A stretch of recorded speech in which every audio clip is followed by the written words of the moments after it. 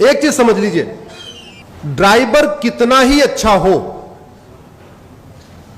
अगर गाड़ी घटिया है तो यात्रा सुरक्षित हो सकती है क्या? जोर से बोलिए जरा। ड्राइवर अच्छा हो लेकिन गाड़ी घटिया हो, यात्रा सुरक्षित हो सकती है? मिस्त्री अच्छा हो लेकिन बिल्डिंग मटेरियल खराब हो, घर सुरक्षित हो सकता है? डॉक्टर अच्छा हो लेकिन दवा घटिया हो, शरीर स्वस्थ हो सकता है क्या?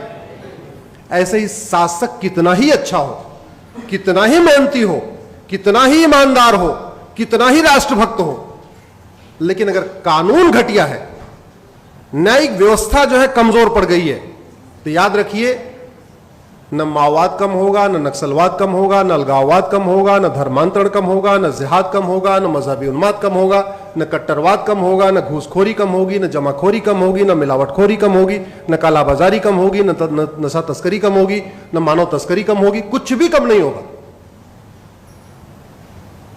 जो समस्या भारत में है वो अगर अमेरिका में नहीं है, तो क्या अमेरिका के राष्ट्रपति हमारे प्रधानमंत्री से ज्यादा काबिल है, ज्यादा मेहनती है, ज्यादा ईमानदार है? नहीं। डिफरेंस क्या है दोनों देशों में? कानून। That's it. केवल और केवल, केवल और केवल।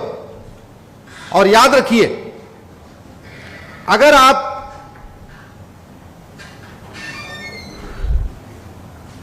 इसको सुधारेंगे नहीं तो कुछ भी ठीक नहीं हो, कुछ भी ठीक नहीं हो सकता। आखिर क्या कारण है भारत में रोहिंग्या बांग्लादेशी घुसपैठिए आते हैं? एक मेरी पीआईएल चल रही है, माननीय विकास सिंह जिसमें अपियर भी करते हैं।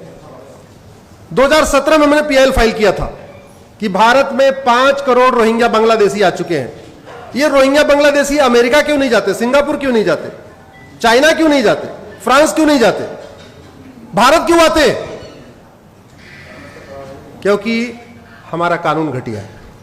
हमारे यहां 1946 का फॉरेनर एक्ट चल रहा है, वो फॉरेनर एक्ट एकदम टीथलेस है, उसमें कोई दांत नहीं है। उन सबको पता है, बाहर वालों को, कि यहां घुस जाओ, एक बार घुस गए कोई दिक्कत नहीं। और जो सबसे बड़ी समस्या है, एक कड़वी सच्चाई आप इसको समझिए, घुसपैठिए घूस दे के आते हैं, घूस दे के आधार बनवाते हैं, घूस दे के राशन कार्ड बनवाते हैं, घूस दे के बर्थ सर्टिफिकेट बनवाते हैं, घूस दे के ड्राइविंग लाइसेंस बनवाते हैं, और घूस दे के वोटर आईडी बनवाते हैं। अब सवाल यह है कि भारत में लोग 2-2, 3-3 हजार रुपए दे के 5-5, मतलब 10-12 हजार रुपए में 5-6 डॉक्यूमेंट तैयार करा लेते हैं। ऐसा अमेरिका सिंगापुर में क्यों नहीं करा लेते? क्योंकि हमारे यहां आप फर्जी डॉक्यूमेंट बना दीजिए आधार, अब वो आधार आपने फर्जी बनाया है, यह सिद्ध करने के लिए कम से कम डिस्ट्रिक्ट कोर्ट से लेकर सुप्रीम कोर्ट तक आपको लड़ना पड़ेगा।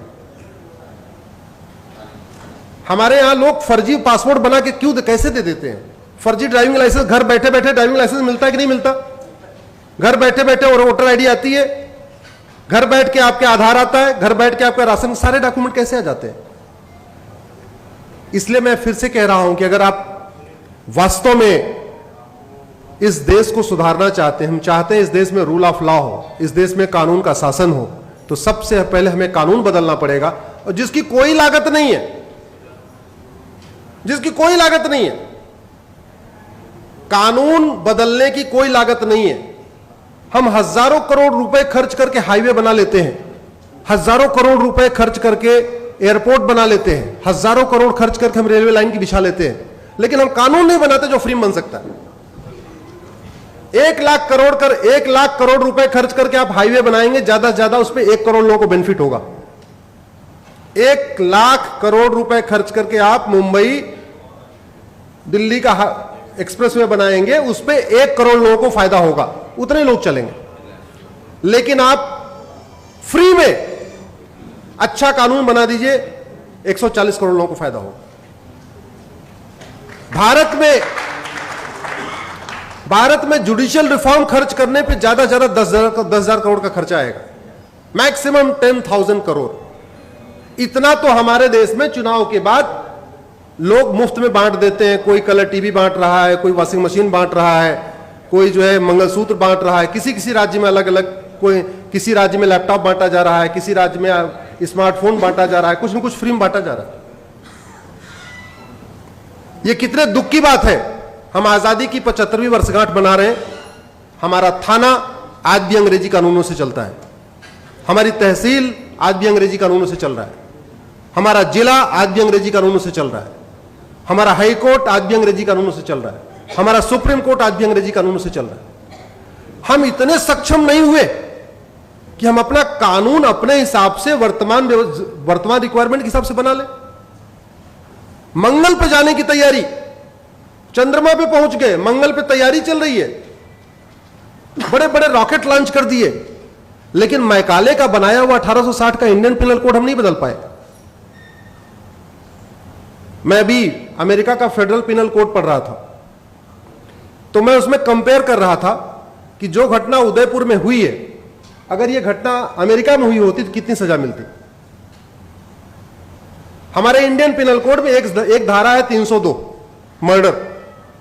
पति पत्नी को मारे तब भी 302, भाई भाई को मार दे तब भी 302, सड़क पर रोड रेज हो जाए तब भी 302, आतंकवादी मार दे तब भी 302, एक बिस्वा जमीन की लड़ाई हो जाए, मर्डर हो जाए तब भी 302, 10 बीघे जमीन की लड़ाई मर्डर हो जाए तब भी 302।